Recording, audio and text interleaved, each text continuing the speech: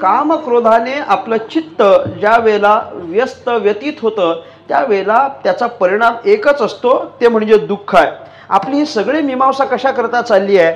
आम्ही दुःखघन आहोत तर का आहोत त्याच्या मागची कारण आपण शोधतो आहोत. तुकाराम महाराजांनी त्याच्या कारणांचा शोध घेत असताना संघ हे कारण पाहिलंय आणि त्या संघाच्या पहिल्या दोन प्रकाराचं चिंतन करत असताना अज्ञानाचा पहिला संघ बाह्य संघ ते पण आपल्याला दुःख देतं आणि अज्ञानाचा दुसरा संघ अंतरसंघ तेही आपल्याला दुःख देतं. हे दोघेही आपल्याला सोडत नाहीत.